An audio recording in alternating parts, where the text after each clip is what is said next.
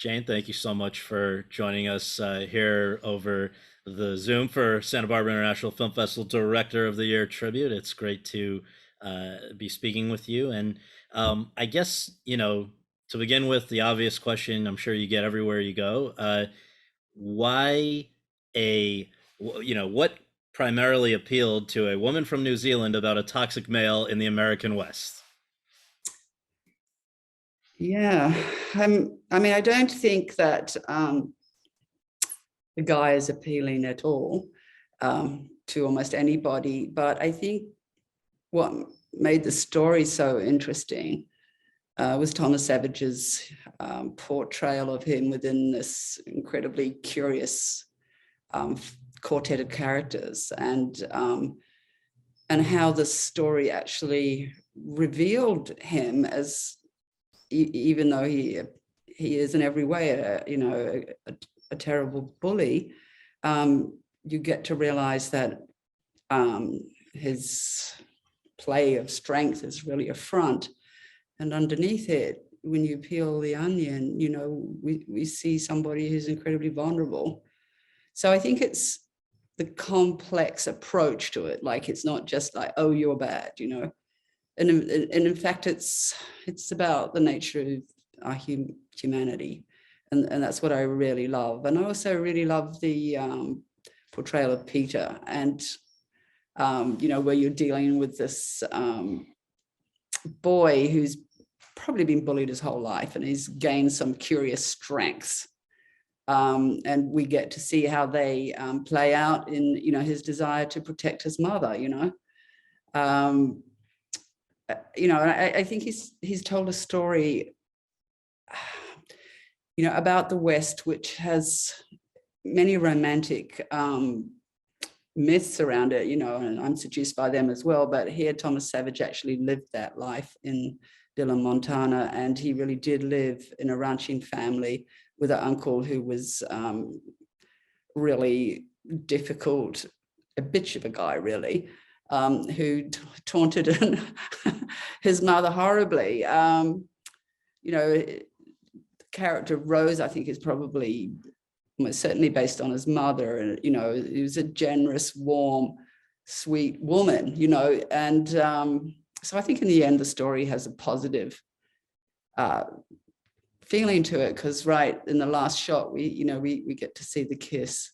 Or anybody kiss, actually, for the first time. And the sweethearted, kind characters pushed somewhat to the side in the story, get to go on and live something of a life. We may ask questions about Peter and what happens to him, but I love the way he deals with the end and leaves it up in the air, and we have to figure it out for ourselves somewhere. And you mentioned that there are real life inspirations for a number of these characters. And in fact, I think there was a real life Bronco Henry, right? Essentially in his own life, in Savage's life. Well, I can't say that for sure, but I did ask his nephew and the nephew's wife whether they had any idea who the inspiration might have been for Bronco Henry, and they brought with them to the next dinner that we were having together a photograph of a guy who looked like, Clark Gable, actually, with big woolies on, and the photo, just standing arms akimbo, and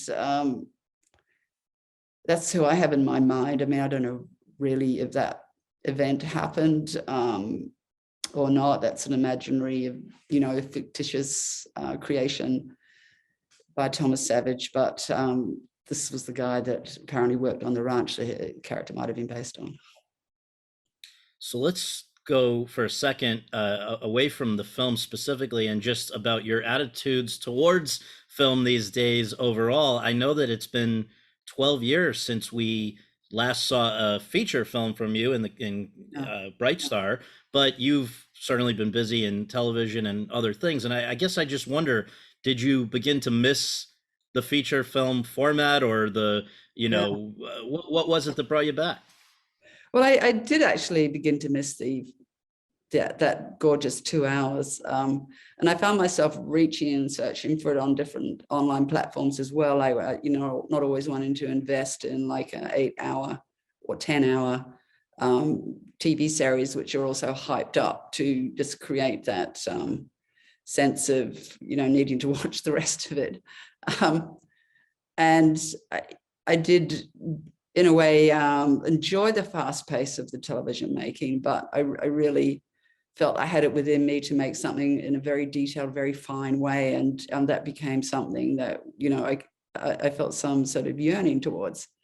And, it's a matter of landing on some material that really makes your heart sing or tempts you in some deep, dark, mysterious way. And, I think that the novel really did that for me. And, it's an interesting thing, whether I'm, I don't really think it makes much difference that I'm a woman.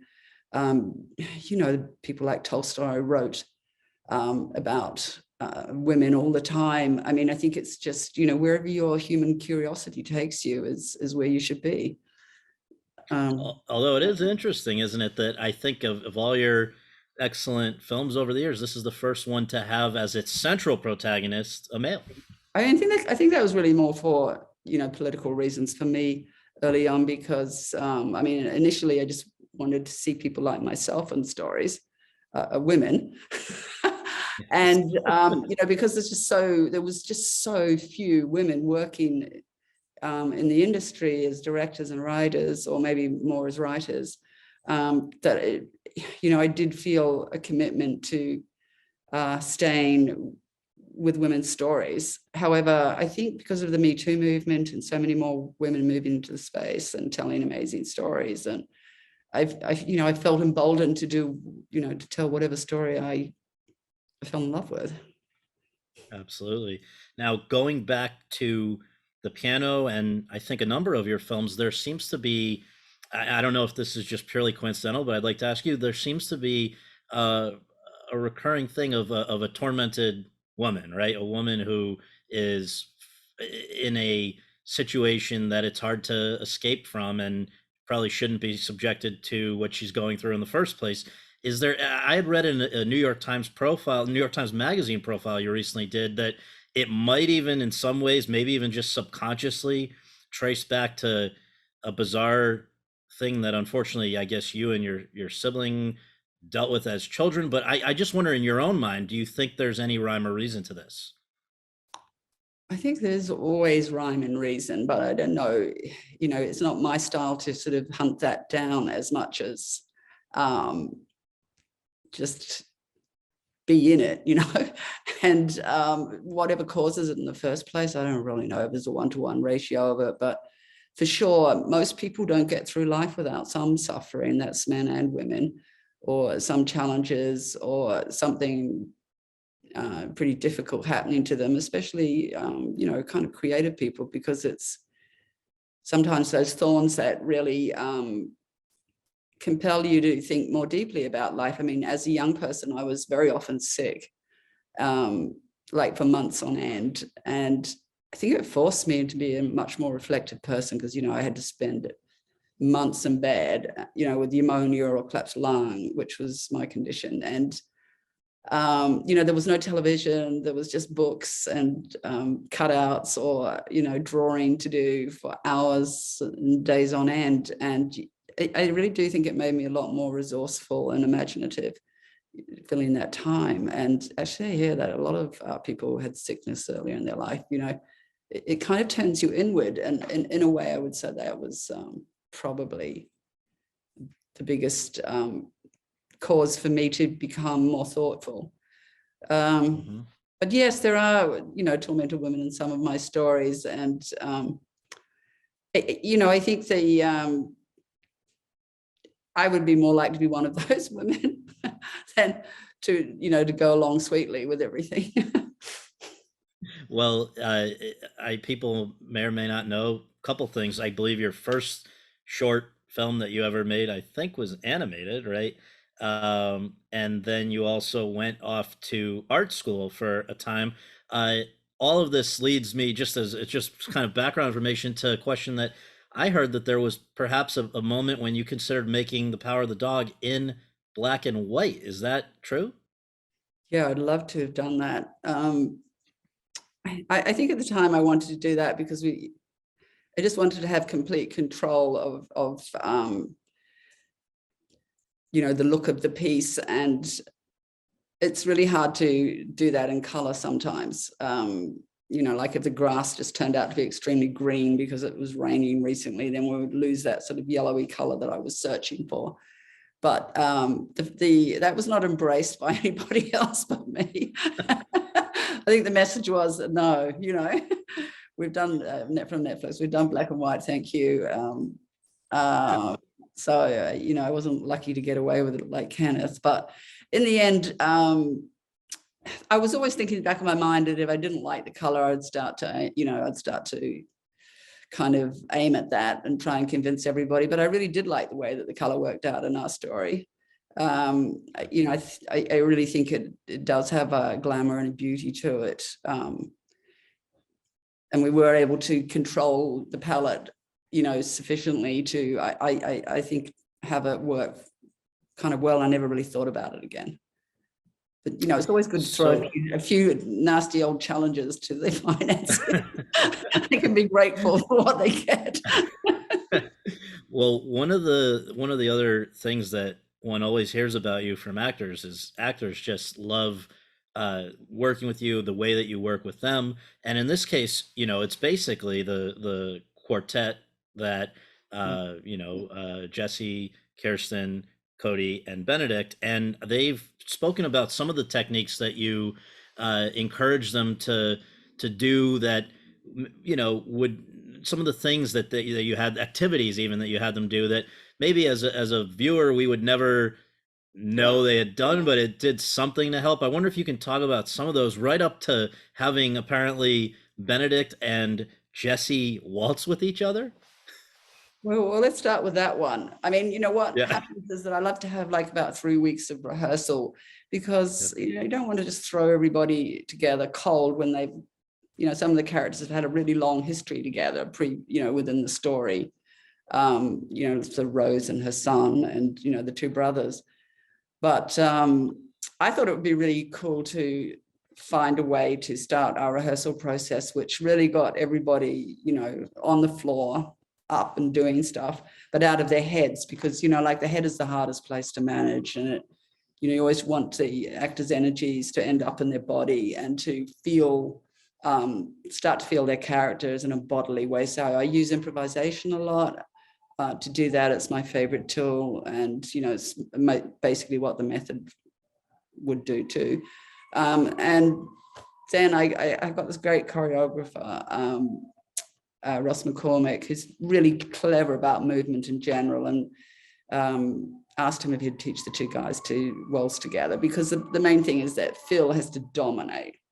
And, actually Benedict is not such a dominating, human, and Jesse is probably more alpha in some ways than Ben is really in reality. And so, I gave him some challenges, for example, like during the lessons that, Jesse had to be the woman in the partnership, and he had to learn to listen to Phil and to follow him. But at the same time, at one point, when Phil was happy dominating away, Jesse would just peel away and sit down and read a comic or do something else. And that would leave, that would allow Benedict to feel that feeling that Phil has at the beginning of the story, where, the guy who's been dominating his entire life is no longer interested in him or what he wants to do. So you just hope that these things land, in a kind of a body memory way. And I mean, in my fantasy, they do. I hope they do. I don't know. I think it's really interesting to think Yeah. about as the viewer. But I guess just as a final question, because I know we're running short on time, but I've got to ask you, you are now the first or the first and only woman who has ever been nominated more than once for the Best Director Oscar. These are 28 years apart, and a lot has changed and a lot hasn't changed in the interim for, I think, women in Hollywood. And I'd like to ask you to just give your assessment of What's gotten better? What is there still, really room for improvement about? Well, I mean, I don't want to speak for all of women in Hollywood. I can only just speak from my own experience, which at least goes back a long way. I would say, like, when I first started making films, I experienced an enormous amount of aggression from male technicians who hated to be told what to do by a woman, and I don't know, I mean, a young woman probably as well. I haven't experienced that again, but it was quite aggressive, quite cruel, quite mean. And fortunately for me, I don't listen to that, because I'm 100% with my story, 100% with my actors. I'm loyal to my story. I'm not going to be put off by anybody being a little bit of a bitch. So I just keep going, because I'm not going to let them change the way I'm going to do anything. And, I don't hold a very high opinion of that behavior, but I'm also not going to have it change anything. I mean, so that was the worst of things from the beginning, but there was a time, I mean, it is difficult. It has been difficult. There aren't enough, women in the industry in general, even in like reviewers, like you're always having your films reviewed by men, and that sometimes can feel really hard. And also just that attitude that there was, where, there was a kind of a charity towards, women filmmakers, like, we've got to have a few, but, of course the films are boring,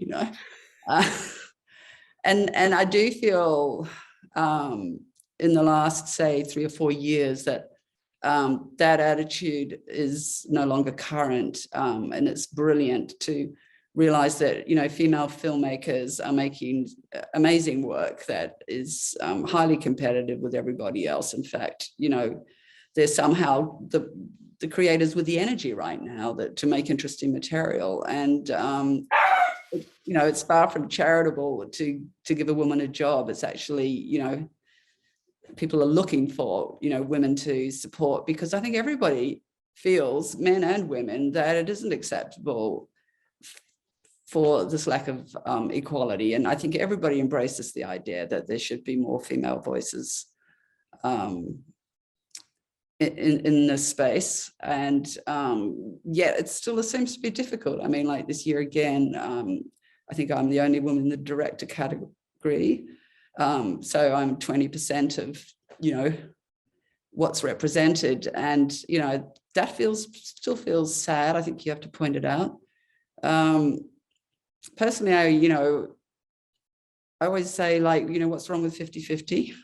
I like that. I mean, it's good, but I don't imagine truthfully getting there anytime super soon, because women also have, well, I mean, things are changing, and I'm really excited about that. More men are, taking maternity leave and looking after children. And I think this is a new world which is actually kind of positive. There's so many choices for people to make.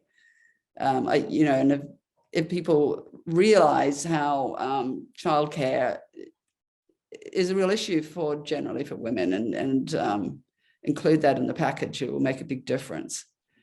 But yeah, so I mean, there's some thoughts about it. It's not the whole No, deal. I appreciate it. It's great, and it's fascinating. And I guess you are, for a lot of people, the sign of, that progress is possible, and we got to keep moving towards it. So Yeah, I mean, I just feel like you've got to put your heart in your work, and really just, if you're a practitioner, just focus on that relationship, because that's what gives you the strength, and, you're in love with what you do. And I think that is amazingly empowering.